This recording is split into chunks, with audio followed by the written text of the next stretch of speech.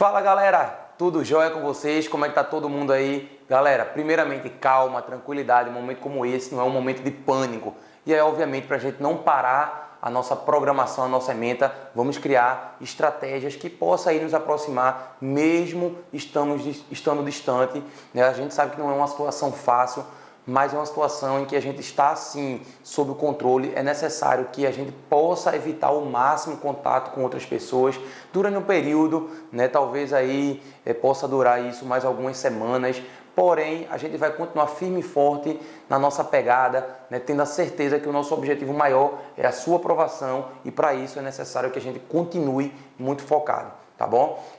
Como eu disse, isso não é motivo de pânico, a gente não é público-alvo, porém a gente é um transmissor ativo, e aí a gente pode sim estar transmitindo isso para outras pessoas, né? Pessoas com maior risco de gerar problemas de saúde, como idosos. Certamente vocês têm pessoas na família de vocês, né, idosos, ou pessoas que têm algum problema do ponto de vista aí respiratório, ou outros problemas de imunidade que poderiam acarretar um problema maior. Então, para isso, a gente vai tomar todas as medidas de precaução, obviamente seguindo as instruções de todos os órgãos competentes, para que a gente possa, o mais rápido possível, debelar esse problema que está sendo afetado no mundo inteiro, né? E aí, quando a gente fala em mundo inteiro, é justamente essa ideia que vem trazendo para a gente aí, de fato, que essa pandemia causada pelo coronavírus, tá? Mas hoje o objetivo da gente é seguir de fato com a nossa programação, e a gente está aqui hoje no estúdio gravando essa aula para vocês, uma aula especial sobre citologia, tá? Eu espero que a gente consiga desenvolver, né, o melhor possível no espaço que a gente tem aqui, porém a gente vai também abrir outros momentos de discussão, né, ao longo da semana, para que todo mundo possa contemplar todo o conteúdo de citologia, todo o programa da melhor forma possível, como vem acontecendo até esse momento. A grande diferença é que agora você está no conforto do seu lar e eu estou aqui no conforto do estúdio. Fora isso, a gente vai estar junto até o fim, beleza? O nosso objetivo é a sua aprovação, e de uma coisa é certa, a gente não vai desgrudar da sua mão até a gente atingir esse objetivo. Então, iniciando, né, aproveitando esse gancho aí, falando um pouquinho sobre o coronavírus, a gente sabe que quando esse patógeno entra no nosso corpo, a primeira coisa que acontece é um processo de reação imunológica, em que nossas células de defesa vão reconhecer antígenos, corpos estranhos, e vai começar a produção aí de anticorpos. E toda essa veiculação até o vírus entrar no nosso corpo, lembrando que vírus são parasitas intracelulares obrigatórios, ou seja, intracelular dentro de células. E aí não tem como a gente falar de vírus, não tem como a gente falar de anticorpos se a gente não tiver um bom conhecimento de fato o que é célula, o que é que essa ciência, a citologia, traz para a gente. E aí o objetivo da gente é a gente entender, né, desde estruturas celulares até o seu funcionamento, para que então a gente possa mais na frente partir para questões mais específicas, como por exemplo a nossa imunidade, a ação viral, como é que a gente pode impedir. Mas o objetivo da gente hoje é de fato falar um pouquinho sobre citologia, o estudo das células. Galera, a primeira coisa que a gente precisa saber é que quando a gente fala em célula, a gente está falando na menor unidade morfofuncional de todo ser vivo. Ramon, traduz isso aí para mim, vamos embora, vê. Eu estou falando que ela é a menor unidade morfofuncional. Morfo, que tem uma forma definida ou pré-definida, e funcional porque ela desempenha funções específicas. Você tem o seu hepatócito, que desempenha funções específicas, você tem a sua célula óssea, você tem o seu neurônio, você tem a sua célula da pele, da epiderme, e por aí vai. Cada célula com uma função e características específicas. E aí é interessante notar que cada célula com sua forma e função específica, ela também vai ter tempos de vida específico. Tem células que se reproduzem, se dividem com uma velocidade maior, tem células que se dividem quando há um estímulo, e tem células, por exemplo, que não se dividem, como é o caso das nossas células musculares do tecido estriado esquelético, né? Células de neurônios também, de uma forma geral, são células que não se dividem. Então a gente tem aí uma gama, uma diversidade muito grande de formas, de funções e características peculiares para cada célula, beleza?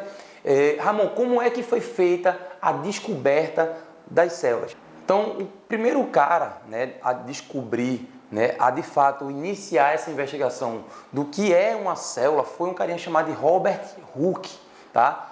Esse cara, ele desenvolveu um microscópio bem rudimentar. E aí ele, ao observar esse microscópio, ele verificou que existiam pequenos espaços, né? Obviamente isso em um zoom que poderia, né, a gente perceber a presença desses pequenos espaços, né? E aí ele deu o nome dessas estruturas que hoje a gente conhece como células. Então, células, o significado de células são pequenos compartimentos. Então, quando você, por exemplo, um cidadão comete algum crime e é levado para o presídio, ele fica detido dentro de uma cela. Cela é um pequeno compartimento. Como a gente está falando em algo microscópico, aí o diminutivo de cela não é, obviamente, celinha, é célula. Tá? Então, células são pequenos espaços. E aí, mais interessante é que o que ele observou foram espaços vazios e essas estruturas aqui, como se tratava de um tecido vegetal, a gente hoje sabe que isso aqui é, na verdade, uma parede celular com estrutura rígida e que permanece mesmo quando a célula morre.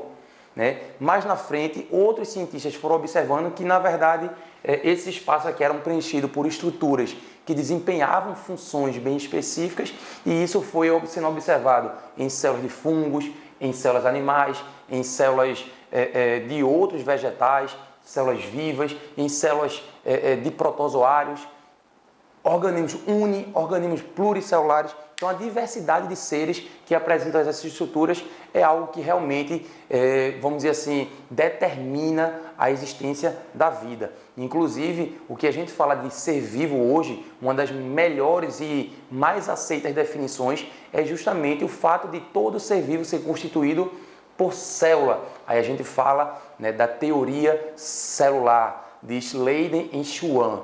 Esses caras, eles disseram que todo ser vivo era formado de célula e toda célula surge a partir de outra pré-existente, beleza? Então essas são as características iniciais básicas do que é uma célula. E aí a gente partindo para um próximo ponto, só um minuto que eu esqueci.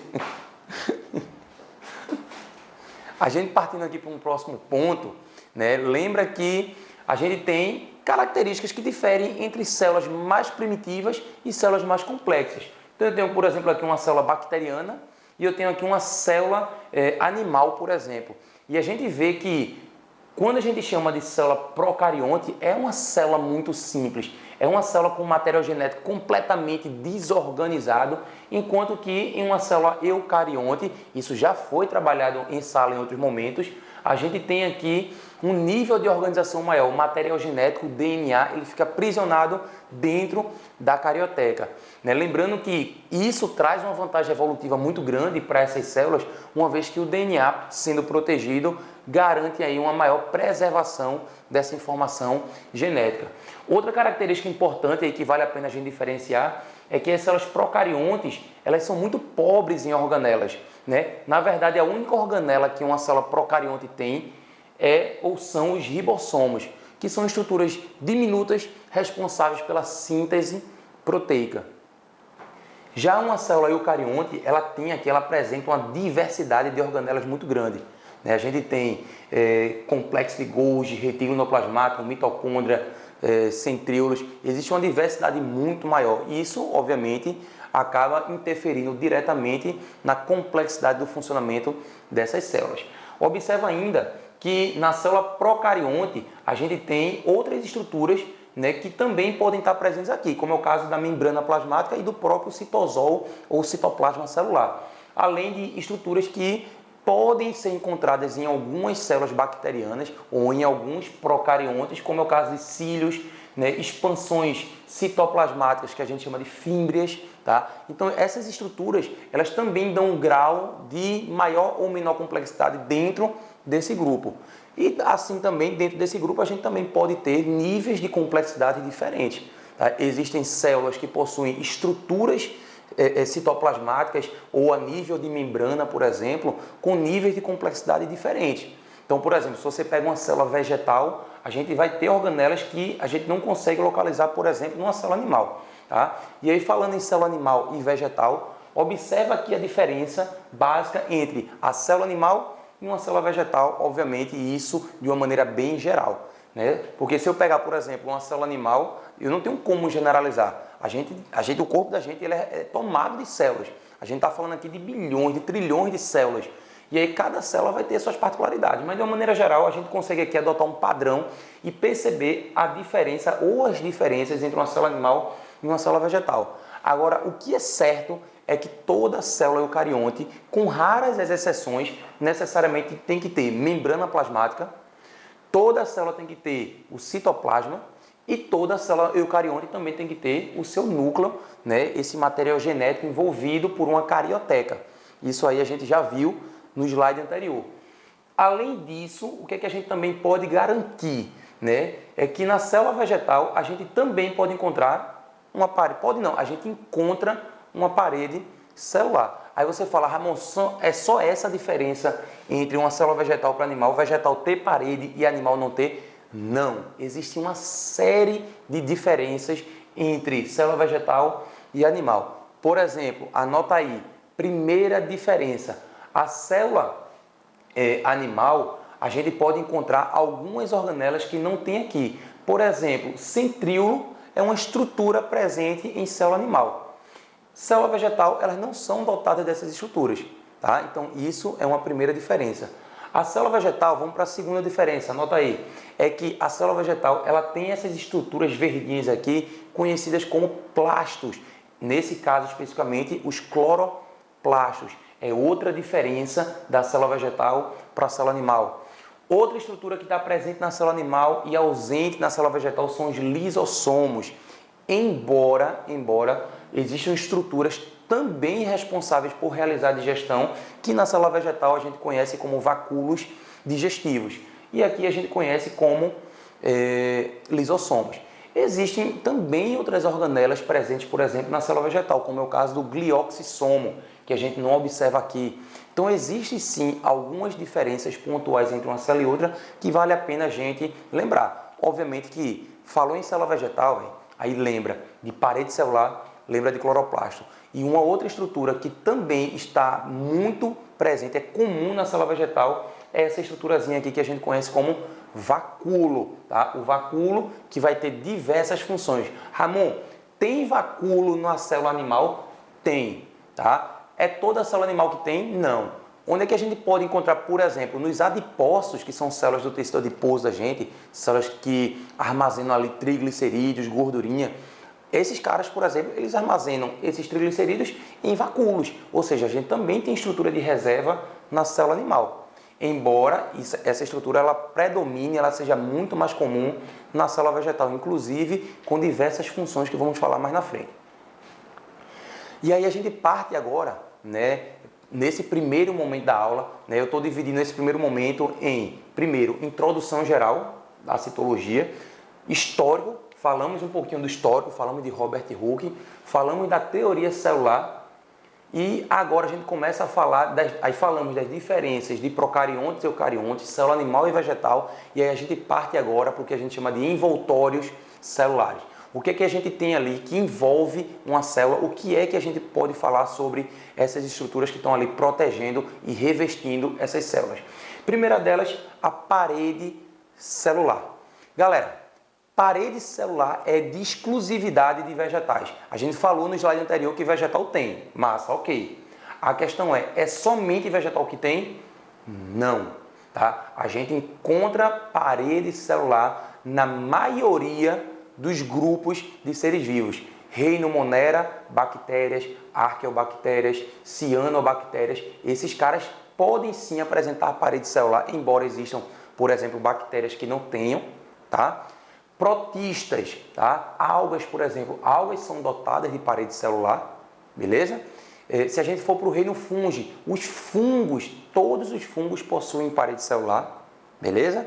E vegetais, todos os vegetais também têm parede celular. O único grupo que de fato não tem representantes com parede celular é o grupo que a gente pertence ao reino animal. E aí fica atento que apesar de todos esses grupos que eu falei apresentarem representantes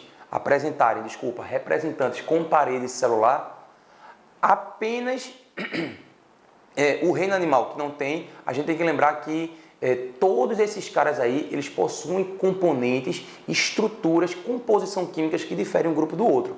Por exemplo, se eu falar aqui para vocês, vou apagar aqui. Se eu falar aqui, por exemplo, em bactérias, tá? Reino Monera, bactérias. Esses caras aqui, a composição química é chamada de peptídeo glicano ou mureína. Se a gente partir para as algas, por exemplo, pertencentes a lá aquele grupo dos protistas que eu falei, as algas elas têm uma diversidade muito grande de estruturas que formam a parede celular. Então, por exemplo, eu posso citar aqui a celulose, eu posso citar aqui o agar, eu posso citar aqui a carragenina.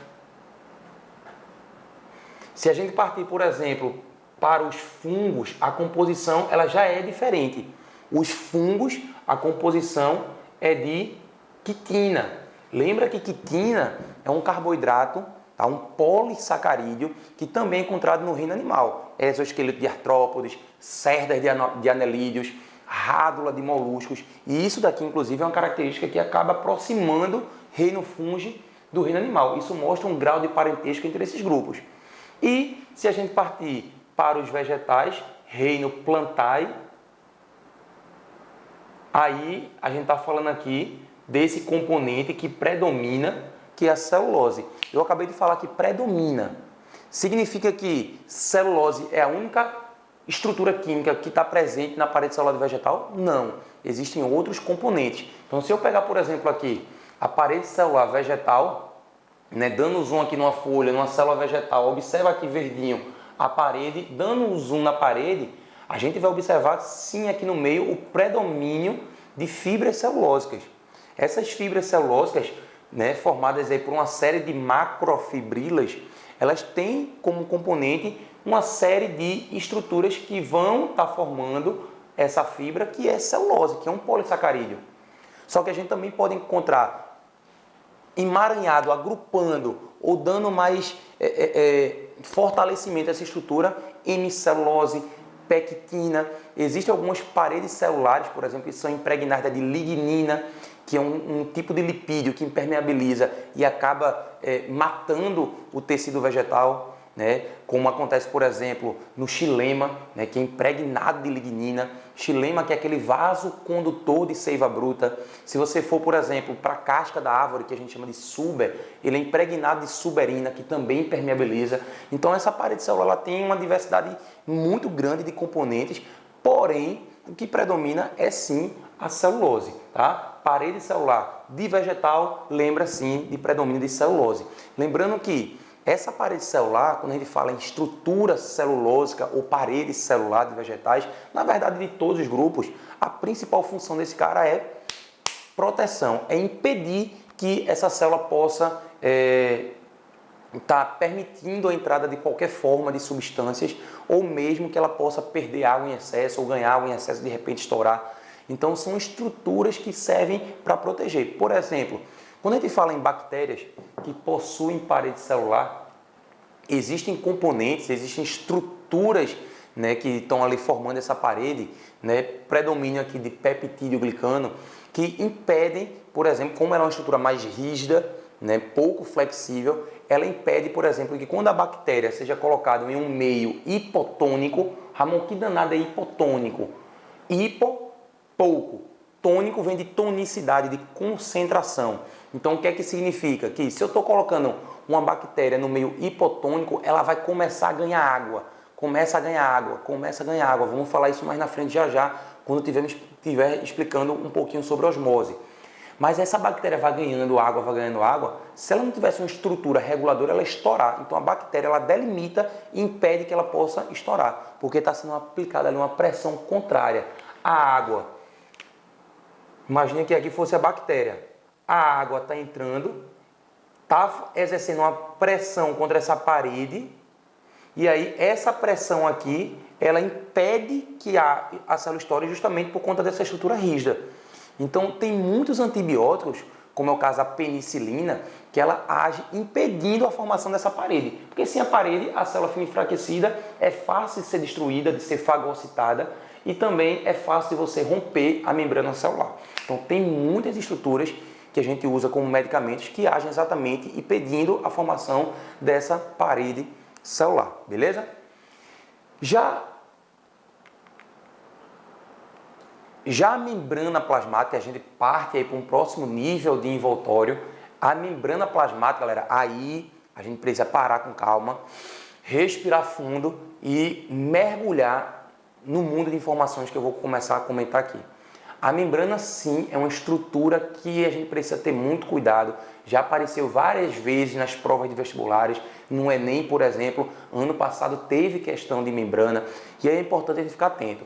Diferente da parede, a membrana já é uma estrutura mais flexível, é uma estrutura fluida, tá? É o famoso modelo do mosaico fluido de Singer e Nicholson. Esse modelo ele fala o seguinte, que a membrana plasmática ela é formada por uma bicamada de fosfolipídios e a gente também tem proteínas imersas nessa bicamada.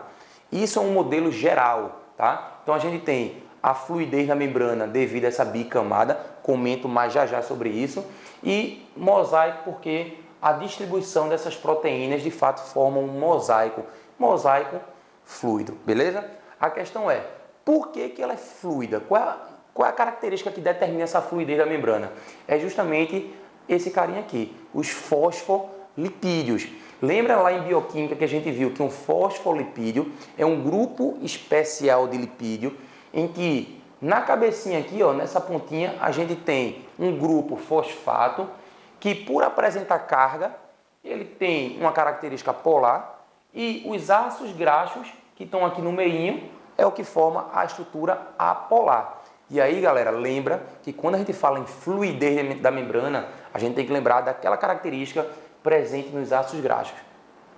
Observa que essa cadeia aqui, carbônica, ela é uma cadeia saturada. O lipídio ele está todo retinho. Se você vai para essa outra cadeia, observa que existe aqui uma insaturação. E essa insaturação que acaba deslocando essa perninha um pouco mais para cá. E isso determina o quê? Isso é uma coisa...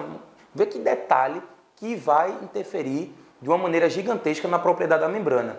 Essa curvinha aqui, ou essa insaturação que causa essa curvinha, impede ou diminui as interações hidrofóbicas entre essas moléculas. E aí, diminuindo essas interações hidrofóbicas, essas moléculas começam a ficar mais dançantes, elas começam a se mexer mais.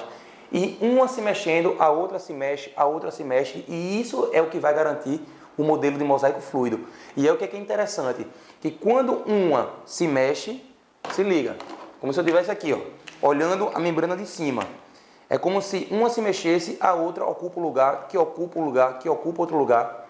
E aí, quando elas vão se mexendo, essa mudança de espaço abre-se algumas aberturas que permitem que algumas substâncias possam passar do meio extra para o meio intracelular e vice-versa, do meio intra para o meio extra. Então, essa fluidez ela é extremamente importante para garantir o que a gente chama de permeabilidade da membrana. Beleza? Outra questão importante é que, como fora da célula basicamente é água e dentro basicamente é água, a gente precisa garantir que o meio externo e o meio interno tenha contato com alguém que possa ter algum grau de afinidade, que é justamente o fosfato do fosfolipídio. Por isso que a gente tem fosfato para baixo e tem fosfato para cima. E para impermeabilizar ou para garantir esse envoltório, a gente tem aqui no meio a camada apolar, ou seja, a camada hidrofóbica, que é justamente a bicamada de ácidos graxos que formam aqui os fosfolipídios, beleza? Ramon, é só isso que tem numa membrana? Óbvio que não. Quando a gente fala em membrana, galera, a gente tem aqui ainda uma diversidade muito grande de proteínas, tá? Que eu já falo mais um pouco sobre essas proteínas, mas a gente também pode encontrar outras moléculas, como por exemplo, colesterol. Como a membrana ela é muito fluida, para evitar que essa membrana possa, vamos dizer assim, de repente se desfazer, ela acaba tendo colesterol entre alguns desses ácidos graxos para justamente criar uma estabilidade maior, beleza? Então a gente também pode encontrar colesterol. Ramon, aonde? apenas em célula animal, beleza? Nenhum desses grupos aqui tem colesterol. Colesterol é uma molécula típica de célula animal, beleza? Outra característica da membrana é que a membrana ela tem uma diversidade assim, gigantesca de funções. Só para a gente ter uma ideia, existem membranas celulares que vão ter mais de 200 tipos diferentes de proteínas. Cada proteína exercendo um papel específico. Então você imagina a complexidade que é essa estrutura. Só que aí o que é que eu queria chamar a atenção para vocês? É que além dessas proteínas desempenhando funções específicas, a própria membrana como um todo, ela também tem algumas funções específicas que a gente categoriza aí como especializações de membrana. Então, por exemplo, se a gente for observar aqui essa estrutura celular, a gente vai ver que na extremidade a gente tem uma coisinha chamada de microvilosidades, que são invaginações, evaginações, invaginações e evaginações que aumentam a superfície de contato. Onde é que a gente encontra isso? Por exemplo, a gente encontra essas microvilosidades nas nossas células intestinais, lá no jejum e no ilho. Por quê? Porque é nessa região do nosso intestino que a gente tem uma absorção de nutrientes. Então, se eu aumento a superfície de contato, consequentemente, eu aumento a superfície de absorção, beleza? Inclusive, tem pessoas, por exemplo, que vão perdendo essas microvilosidades. A gente chama essas pessoas de celíacas. A doença celíaca, a intolerância ao glúten, né? Pessoas que consomem glúten, mesmo sendo intolerantes, elas tendem a diminuir essa superfície de contato. E aí, obviamente, isso vai acarretar em dificuldade de absorção, beleza? Outras especializações, outras estruturas típicas de membrana é o que a gente chama, por exemplo, de zônula de oclusão. A zônula de oclusão, ela impede que algumas substâncias possam entrar entre uma célula e outra. Então, ela de fato ela cria um mecanismo para unir essas células e impedir que substâncias possam estar passando. Então, por exemplo, um vírus que está aqui fora possa passar para o meio mais interno, passar pela nossa pele e entrar nos tecidos mais internos, por exemplo, nos vasos sanguíneos, beleza? A gente também tem os desmossomos, que também tem essa função de garantir uma maior junção celular, uma maior adesão celular. Tá? Esses desmossomos também são estruturas proteicas, é um complexo proteico que vai garantir também essa junção. E a gente também tem outras estruturas como as junções gap, que além de adesão, elas garantem comunicação, por isso o nome junções também comunicantes, que vai garantir passagem de substâncias entre uma célula e outra. Por exemplo, células cardíacas têm muitas junções gap. Por quê? Porque é importante para que essas células possam estar trocando substâncias. Por exemplo, íons cálcio. A gente viu que o cálcio é importante para a contração muscular. Como o coração ele bate de forma rítmica, esses íons cálcio eles precisam passar de uma célula para outra para que o processo de contração muscular se dissemine célula a célula. Então é importante para que essas células tenham também essas junções, essas estruturas que garantam a melhor comunicação. Na verdade, existem muitas outras estruturas, outras especializações de membrana, né? Existem os hemidesmossomos, mas eu vou voltar a falar sobre essas características quando a gente estiver estudando lá tecido epitelial, mais na frente. Então dá uma segurada e vamos para outras estruturas, outras características da membrana. Aqui nessa imagem, a gente vê proteínas, né, com diversas funções. Então, por exemplo, aqui eu tenho proteínas carregadoras que garantem, né, o transporte de substâncias de um meio para outro. A gente tem proteínas canais que garantem livremente essa passagem de um meio para o outro. Então, eu tenho canais de sódio, canais de cálcio, canais de potássio. Existem vários canais específicos para garantir essa permeabilidade. Existem proteínas que garantem a conexão entre essas membranas celulares, entre células vizinhas, né? A gente tem aí as conexinas. A gente tem proteínas receptoras. Por exemplo, por que um hormônio que é produzido na hipófise, por exemplo, a prolactina, ela só vai agir especificamente na glândula mamária para estimular a produção de leite e não age, por exemplo, na célula óssea? Porque na célula mamária é lá que existe um receptor específico dessa proteína ou desse hormônio. Tá? Então, cada receptor vai ter o seu alvo específico. E aí, obviamente, se eu estou falando de complexidade de célula, vocês imaginam a diversidade de receptores que a gente não tem em cada célula, beleza? E a gente também tem proteínas enzimáticas, ou seja, que catalisam, né, reações químicas, pegando um reagente que está passando por aqui pela membrana e transformando em um produto. E aí esse produto vai ter uma ação específica ou dentro da célula ou fora da célula. A gente também tem proteínas enzimáticas a nível celular, beleza? Essa imagem não está mostrando, mas todas essas proteínas que eu estou mostrando aqui, visualizando, elas são integrais. Mas a gente também tem proteínas periféricas, né? Proteínas que ficam ou de um lado da membrana ou do outro. Tá? Então existe também uma complexidade muito grande quanto a isso. Então, de uma maneira geral, a gente tem aqui revestimento e proteção, função básica da membrana, beleza? A gente tem, como eu falei, função enzimática. A gente também tem função de reconhecimento, são as proteínas receptoras. Funções de ligação, ou garantir essa união, essa adesão, são as conexinas, são essas proteínas de conexão. E a gente também tem proteínas de transporte, como é o caso das carregadoras e das proteínas de canal, beleza? Outra coisa que não está aí nessa imagem, mas eu vou falar, é o seguinte. Deixa eu apagar aqui rapidamente o quadro. Vou dar uma apagadinha aqui. Presta atenção. Opa.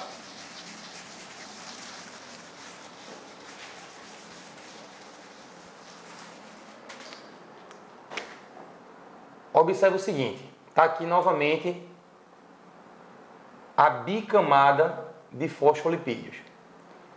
E mais uma vez, eu queria que vocês observassem que tanto para o meio extra quanto para o meio intra, a gente tem o fosfato nas pontinhas, porque é a região que vai estar em contato com o citosol ou o meio intercelular, que são regiões que predominam água, que é uma molécula polar. E aqui no meio a gente tem o ácido graxo. Claro que se eu fosse fazer um ácido graxo ou essas perninhas de forma mais correta, a gente teria que lembrar que elas têm a insaturação que provoca aquelas curvinhas. E são essas curvinhas que vão garantir aquela maior fluidez de membrana. E a gente viu também que em algumas células animais a gente pode encontrar ainda colesterol aqui no meio. Esse colesterol que tem como função dar estabilidade à membrana da célula animal. A gente viu também que existem proteínas que podem ficar de maneira periférica ou podem ficar de maneira integral na célula, constituindo o modelo do mosaico fluido.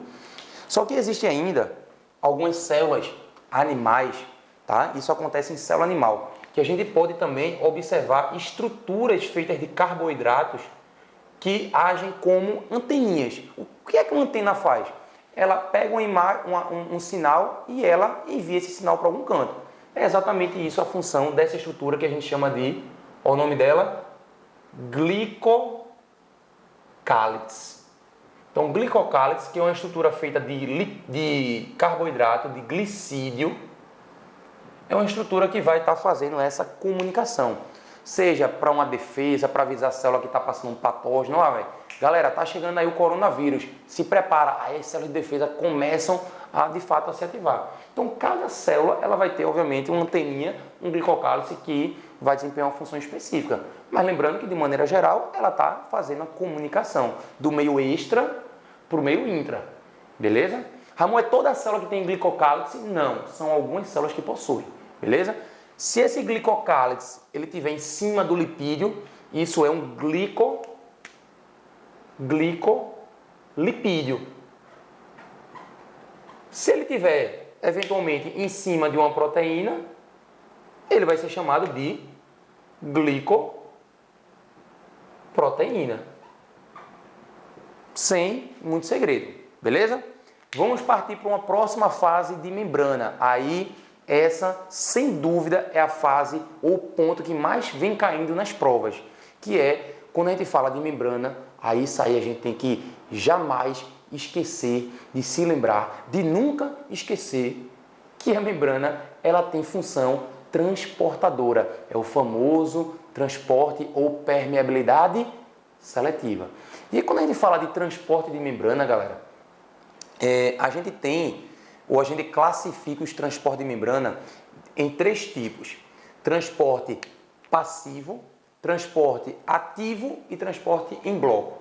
Beleza? Então, um dos pontos fundamentais, né, como dito, é o transporte de membranas, certo? E aí, galera, a gente precisa categorizar esse tipo de transporte em 3 tipos: passivo, o ativo e o em bloco. Só que antes da gente iniciar a explicação de cada um desses tipos, é fundamental que você entenda conceitos básicos que você aprende lá na química entre soluto e solvente. Beleza? Então se eu perguntar para você, o que é um soluto? Soluto é aquilo que vai ser dissolvido em um solvente, ou seja, solvente é aquilo que dissolve o soluto. Então, por exemplo, açúcar, soluto ou solvente? Soluto. Sal, soluto ou solvente? Soluto. Água, soluto ou solvente? Solvente. É o nosso solvente universal. Beleza? Isso aí é um conceitozinho básico. Beleza? Aí vem para cá. Dá uma observada aqui. Primeira coisa que eu queria que vocês entendessem antes da gente diferenciar cada tipo. Se eu, por exemplo, de repente, eu pegar um copinho de água, colocar um corante, esse corante, ele vai ficar parado, concentrado em uma única região da água? Não. Por quê? Porque esse cara ele vai começar a se dissolver. Como? Ele vai sair de uma região que ele está muito concentrado para uma região que ele está pouco concentrado. E aí, esse processo de sair de onde tem muito para onde tem pouco acontece naturalmente. Ele vai se dissolvendo. Como é um processo que acontece natural, não existe gasto de energia. Por isso que a gente chama esse processo de passivo. Então é como se, por exemplo, eu tivesse aqui uma membrana, tá? Esse tracinho aqui no meio é a representação da membrana, e eu tenho aqui uma grande concentração de soluto. Então, como dito, o que é que vai acontecer? Qual é a proposta natural? É esse soluto sair de um meio muito concentrado para um meio menos concentrado. E aí a gente fala que esse transporte ele aconteceu a favor de um gradiente de concentração. Esse meio mais concentrado, vou botar aqui em cima, ó, mais concentrado, a gente chama esse meio de hipertônico. Lembrar que tônico vem de tonicidade, de concentração. E hiper significa que o cara é muito concentrado.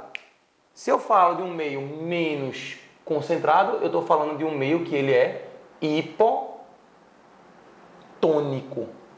Hipo, dessa vez, significa que o cara é pouco concentrado, tem uma baixa tonicidade. Beleza? Então, qual é o objetivo desse tipo de transporte? É tentar equilibrar os meios.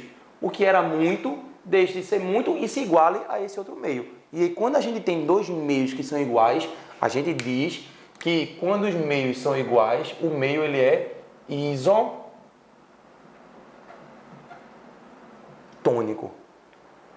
Esse meio isotônico significa iso igual, homogêneo, ou seja, se igualaram os 2 meios. Ele não é nem mais hiper, nem mais hipo. E isso vai acontecendo naturalmente, sem gastar energia. Então, no transporte passivo, sem gasto de energia, que a gente chama de ATP, adenosina trifosfato, que é a nossa moeda energética.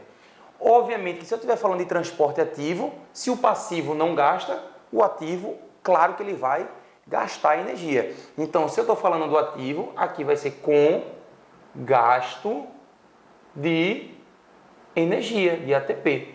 E aí, como é que aconteceria isso na prática? Eu teria uma situação como essa. Imagina aqui a membrana, esse tracinho aqui novamente representa a membrana. Eu tenho aqui um meio que é muito concentrado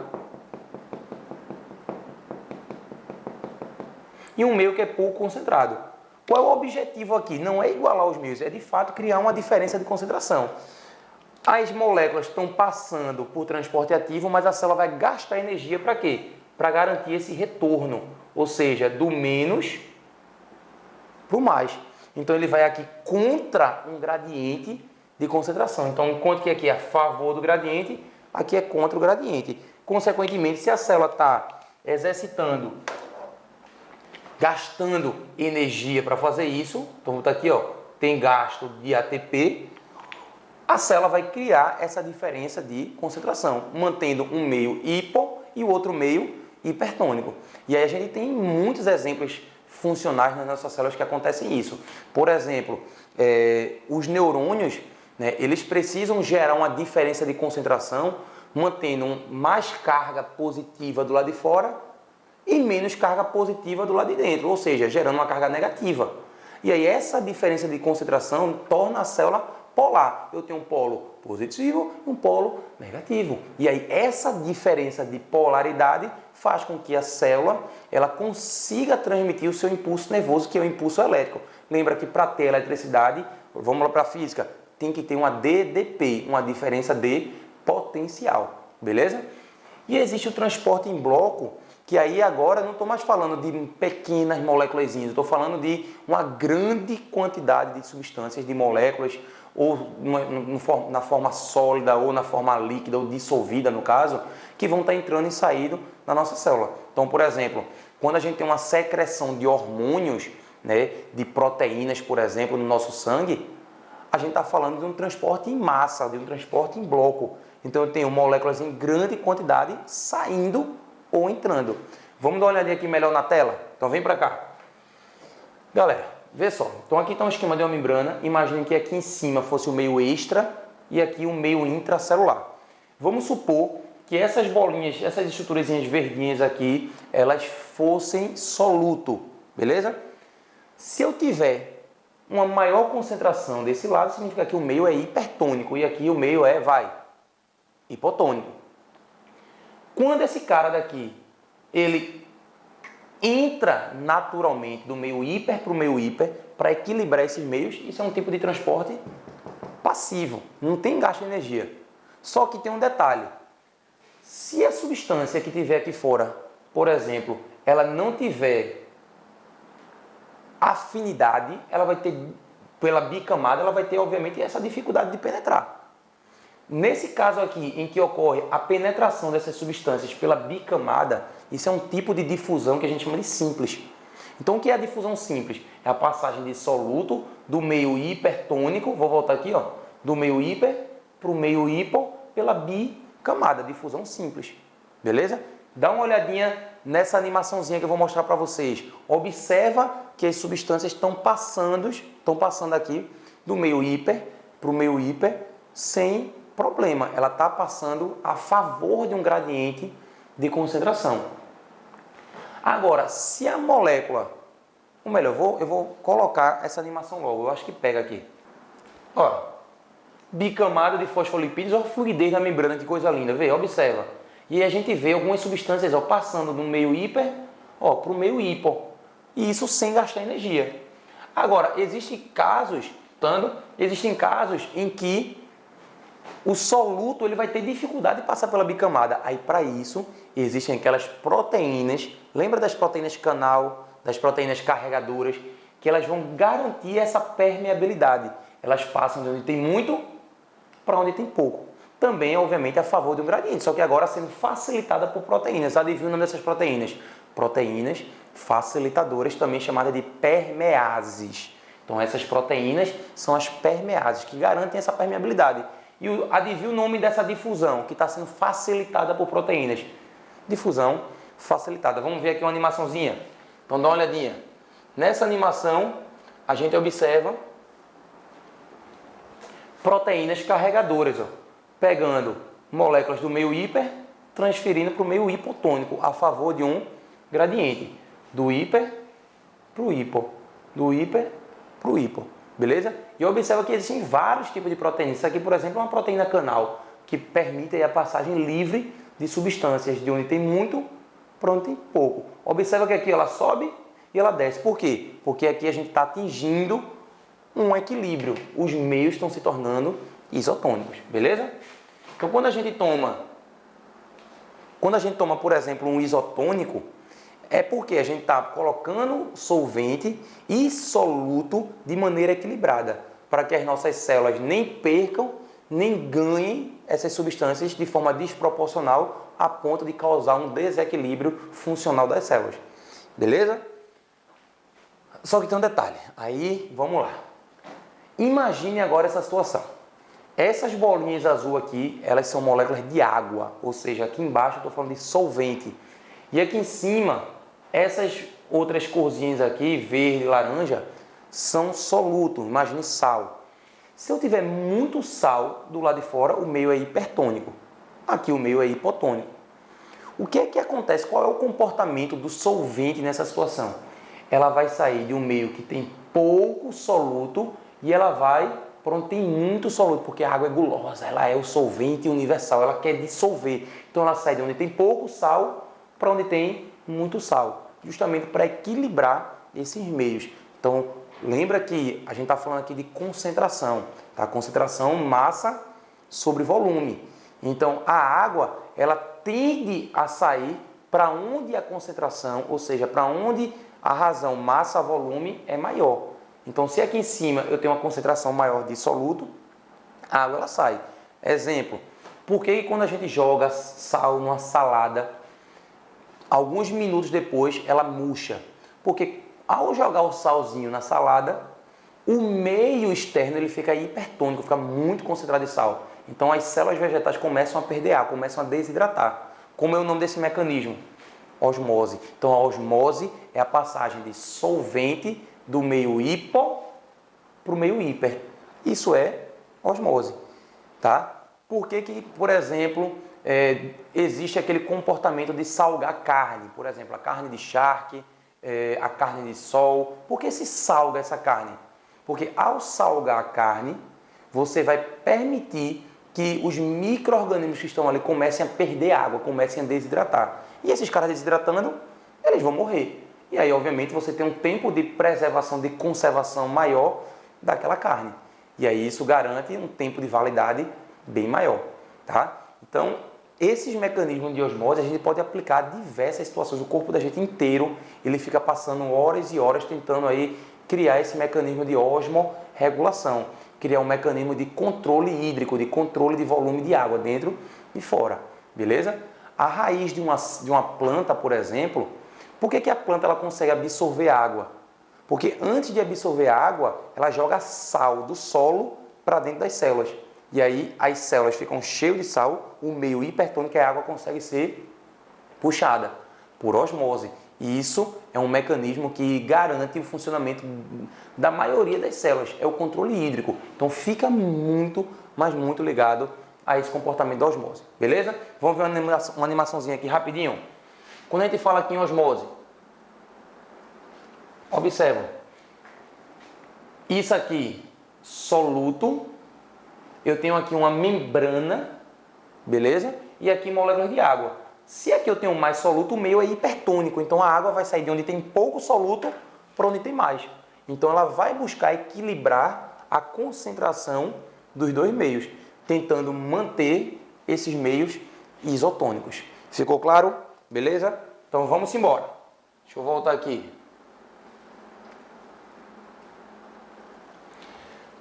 Partindo da ideia de que esse mecanismo, esse e esse são processos naturais, acontecem a favor de um gradiente, eu posso afirmar que difusão simples, facilitada e osmose são tipos de transporte, passivo, sem gasto de ATP, sem gasto de energia. Já o transporte ativo, ele tem que ir contra esse gradiente, ele vai contra a natureza. Normalmente o que iria acontecer aqui? Esse meio está hiper, esse está hipo. Essas substâncias iriam passar para cá. Só que não é isso que acontece. Nesse caso, ela quer manter essa diferença de concentração. Então, ela passa de onde tem pouco para onde tem muito. E para isso, a célula necessariamente vai ter que gastar o quê? ATP. E isso é o transporte ativo. Vamos ver um exemplo dessa situação? Olha para cá. Famosa bomba de sódio e potássio. Observa que aqui tem mais sódio, mas a célula pega 3 íons de sódio e jogam para fora. Para isso, ela vai gastar ATP. Então, ela está mantendo a diferença de concentração. Eu estou jogando sódio para o meio que está mais concentrado, enquanto que, na verdade, deveria acontecer o contrário. Ao mesmo tempo que 3 íons de sódio saem, 2 de potássio entram. E aí, o meio interno ele fica com mais potássio. qual é o detalhe? 3 saíram, 2 entraram. Tanto o sódio quanto o potássio tem carga positiva, mas se eu estou jogando mais carga positiva para fora, significa que o meio externo vai ficar positivo e o meio interno negativo. E aí isso cria aquela diferença de polaridade, né? A gente diz que a célula está polarizada porque eu tenho um polo positivo e negativo. Isso para o neurônio é fundamental para a passagem do impulso nervoso do impulso elétrico. Beleza?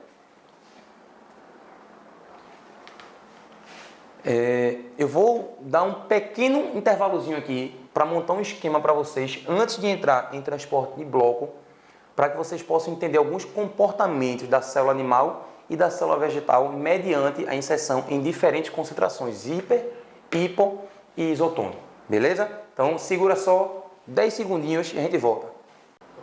Então galera, vê só. Voltando aqui, eu queria que vocês entendessem como é que funciona o comportamento de uma célula animal e de uma célula vegetal. Por exemplo, uma hemácia, tá? Uma célula, um glóbulo vermelho, uma célula sanguínea da gente, quando ela é colocada em um meio hipertônico e quando ela é colocada em um meio hipotônico. A mesma coisa para a célula vegetal, tá? Então, galera, veja. Se eu estou dizendo que esse meio é hipertônico, significa que aqui a concentração de sais, de soluto, é muito grande, comparado com esse meio daqui de baixo, beleza? Se eu pego uma célula vegetal, ou melhor, desculpa, uma célula animal, e coloco nesse meio, o que é que vai acontecer com essa célula? Se fora está muito concentrado, ela começa a perder água, a água sai de onde tem pouco sal para onde tem muito, do meio hipo para o hiper, e aí essa célula ela começa a murchar. Ela começa a murchar. E aí essa célula murchinha, dependendo do volume de água que ela perde, ela vai, obviamente, perder a sua função e pode morrer. Beleza? Já se eu pegar essa célula animal e colocar agora no meio hipotônico, se o meio é hipotônico, significa que dentro dela é hiper. Então, se dentro dela é hiper, significa que dentro tem muito mais sal do que fora. E aí a água vai fazer o comportamento oposto. A água começa a entrar. E aí, se eu tenho água entrando em grande volume, chega uma hora que essa célula não suporta e ela estoura. Ela sofre lise celular. Tá? Então, a gente tem aqui a perda de água, ela murcha, e aqui a gente tem o ganho de água e aí ela estoura. Na célula vegetal, Ramon, o que é que vai acontecer? Comportamento parecido, porém tem um detalhe. Na célula vegetal, como a parede celular era uma estrutura rígida, então existe aqui uma tendência natural dessa célula ela murchar, mas a membrana ela descola da parede em alguns pontos, em outros ela fica de forma mais rígida. E observa que o vacúolo dela, isso aqui é o vacúolo dessa célula, ela também murcha. Esse vacúolo ele vai perdendo água. E aí, consequentemente, a célula começa a murchar. Já do lado oposto, o que é que vai acontecer? A célula vegetal vai estourar também? Nesse caso, não. Por quê? Porque como a parede é uma estrutura rígida, a célula ela fica túrgida, mas ela não chega a estourar. Túrgida em que sentido? Ela incha, ela fica bem inchadia. Inclusive o vacúolo dela também aumenta em volume, mas não estoura. E aí a gente tem um aspecto diferenciado desse aqui. Aqui a célula animal estoura por conta da ausência da parede e aqui a presença da parede impede.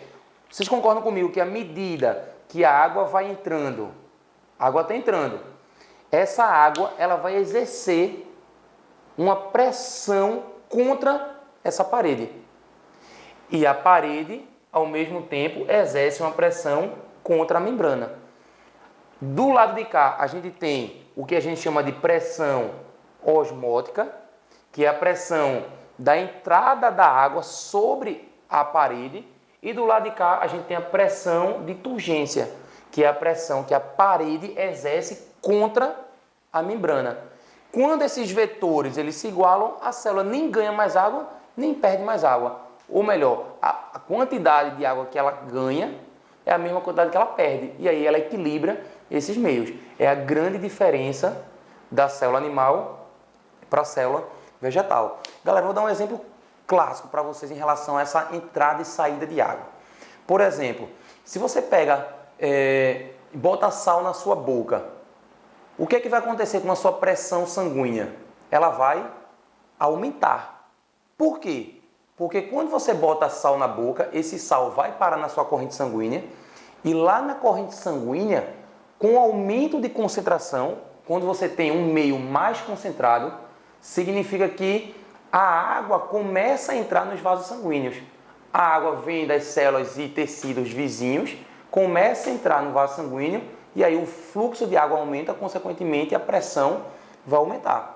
Quando você bota mais sal, significa que a pressão osmótica ali, ela aumentou. E aí, consequentemente, a entrada de água, ela está sendo maior. Beleza? Então, fica ligado nesse conceitozinho de pressão osmótica. Quanto maior for a entrada de água por osmose, maior é a pressão osmótica. Por que que a água entra na raiz das células de uma planta? Porque como ela vai bombeando o sal para dentro, o meio vai ficando hipertônico, então significa que a água começa a entrar na célula vegetal. A pressão osmótica ali se torna maior. Beleza? Ficou claro?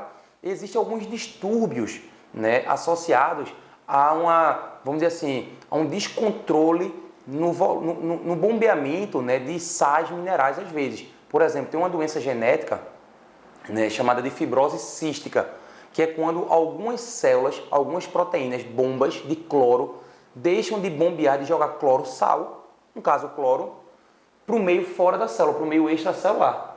E aí, se não está indo cloro, consequentemente, a água também não vai. Porque se eu estou jogando menos sal, vai ter menos água indo.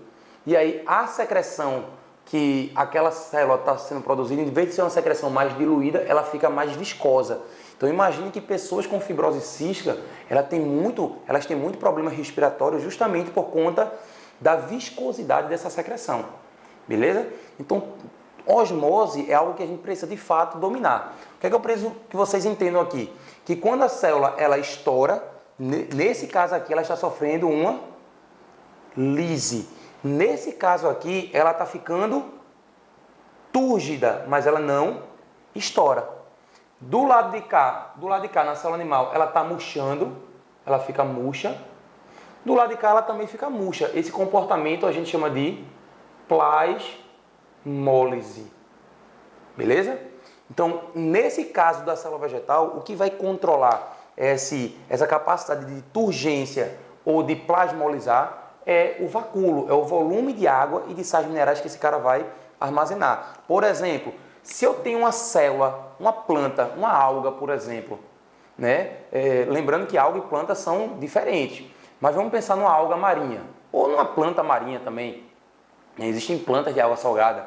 Imagine que essas plantas elas vivem no mar, solução hipertônica.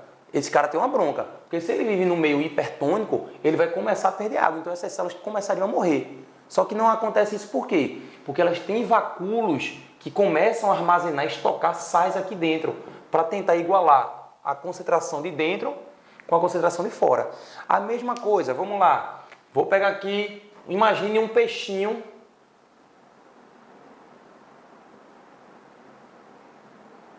Um peixinho de água salgada, um meio hipertônico. Galera, se o meio que ele vive é hipertônico no mar, esse cara tem um problema. Qual que é? Se ele está no meio hipertônico, ele, teoricamente, ele está perdendo o quê? Está perdendo água por osmose, água do pouco para o mais concentrado. E aí, qual é a estratégia que esse cara tem para não murchar? Esse cara daqui, se a gente observar, esse cara, ele precisa criar algum mecanismo de osmorregulação para estar evitando isso. Uma das formas é que eles possuem glândulas nessa região branquial, em que essas glândulas vão armazenar sais que estão entrando em excesso. E aí eles começam a filtrar e retirar esse excesso de sais. Outra coisa é, esse cara, ele bebe água porque ele está perdendo muita água. Ele está perdendo, ele bebe muita água, bebe, a concentração de água, a quantidade de água que ele bebe é muito grande, porém ele precisa filtrar. É justamente as glândulas de sal que vai eliminando esse excesso. Se ele já está perdendo muita água, esse cara daqui, ele pode estar urinando muito? Não, por quê? Porque se ele urina muito, com o volume de água que já está saindo, ele iria desidratar. Então veja que são mecanismos que esses animais possuem, né, de osmo regular. O oposto iria acontecer com um animal que vive em água doce. Por exemplo, imagine esse peixe aqui vivendo em água doce. Então agora eu tenho um animal que vive em um meio hipotônico. Esse bichinho aqui, ele não pode perder, ele não pode ganhar muita água, porque se eu estou no meio hipotônico, a água começa a entrar. E esse cara inchar. Qual é a estratégia? Esse cara bebe muita água. Ele vai beber muita água? Sim ou não? Vai? Não, porque ele já está ganhando água pelos tecidos corporais dele. E esse cara urina muito ou pouco? Aí fica fácil. Esse cara, ele está urinando um grande volume, justamente para eliminar esse excesso de água. Então, tudo isso é mecanismo de osmorregulação. Beleza? Ficou claro o que é osmose? Então, eu tenho processo em que a célula murcha, ela perde água assim que ela é jogada no meio hipertônico. Nesse caso, na célula animal, o comportamento diferente da célula vegetal é que aqui tem a parede e ela descola. Então, basicamente, seria essa a diferença, sofrendo aqui plasmólise. A animal, ela sofre lise e a vegetal, ela fica turja, mas ela não chega a estourar, porque as pressões a pressão osmótica e a de turgência, elas vão se igualar. Beleza? Ficou claro isso? E para a gente finalizar essa primeira parte da aula, a gente tem que fechar aqui, amarrar direitinho, que danado é transporte em bloco. Galera, transporte em bloco ou em massa é a mesma coisa. Endocitose, endo vem de entrada. Entrada na célula. E aqui exocitose seria a saída. A endocitose pode ser por fagocitose ou por pinocitose. O que é que seria fago? É quando a célula ela vai fagocitar uma partícula sólida. Então, preste atenção, essa partícula necessariamente tem que ser sólida. Como? Ela emite o que a gente chama aqui de pseudópodes. E aí, depois disso, ela fagocita e forma aqui o que a gente chama de fagossomo. Diferente da pinocitose, nesse caso, as partículas elas estão dissolvidas em água. É criado aqui um canal, não é uma evaginação, uma fagocitose, nesse caso é uma invaginação. Esse canalzinho que a gente chama de canal de pinocitose permite que as moléculas entrem. Quando elas entram, aí forma-se aqui um vacúolozinho também. Essa vesícula, nesse caso, é chamada de pinossomo. Então aqui eu tenho fagossomo e aqui o pinossomo. Depois que essa partícula e essa entrar, essas estruturas vão ser destruídas, vão ser digeridas e logo em seguida o que não presta, o resíduo celular, o cocô celular, as fezes celulares, elas vão ser liberadas por um mecanismo chamado de exocitose ou plasmocitose, que é a mesma coisa. Então, olha só, por exemplo, uma situação que acontece com fagocitose. Isso aqui é uma ameba, uma célulazinha, um amebócitozinho. Essa célula aqui é um protozoário. E observa que ela está formando aqui, galera, pseudópodes, ó. Aqueles falsos pés. E esses pseudópodes têm como função justamente fagocitar um corpo estranho. Ou então fagocitar algo que para ela vai ser útil, como alimento, por exemplo. Então esse pseudópode, ele está sendo usado para justamente, ó, fagocitar. E o que é interessante aqui é que esse cara daqui ele poderia fugir. Por que ele não foge? É porque essas células vão liberando substâncias químicas que garantem uma atração dessa estrutura que ela está querendo fagocitar. Chega um momento que essa estrutura entra e aqui está sendo formado o vacúolo chamado, ou vesícula chamada de fagossomo. Beleza? E aí, a partir daqui vai acontecer o processo de digestão e o que sobrar, os resíduos, vão ser liberados por exocitose. Aí aqui, papai, já era. Ele vai se alimentar e segue a vida. Beleza? Terminamos essa primeira parte, certo? Falamos sobre o que é uma célula, falamos sobre o histórico celular, falamos sobre, galera, diferenças de células pró-eucariontes, chegamos também a citar as diferenças de uma célula animal e vegetal, depois entramos em envoltórios, parede celular, falei de glicocálice, lembra do glicocálice? Aquela estruturazinha que está lá no ápice da membrana, voltada lá para o meio extracelular em células animais. E também falamos de de membrana plasmática, de estrutura de membrana, composição, modelo do mosaico fluido, Falamos sobre proteínas de membrana e, por fim, terminamos com o transporte de membrana. Transporte passivo, não está mais aqui a imagem, transporte passivo, transporte ativo e transporte em bloco. Lembrando que o passivo pode ser por difusão simples, pela bicamada, soluto, passagem de meio mais para o meio menos, difusão facilitada também de soluto do meio mais para o meio menos, e osmose, que é o transporte de solvente do menos para o mais, beleza? Depois falando de transporte ativo, demos como exemplo a bomba de sódio e potássio e finalizamos com transporte em bloco. Fagocitose e pinocitose são entrada em endocitoses e a saída é exocitose, beleza? Segura aí que já já você vai ver a segunda parte da aula sobre citoplasma.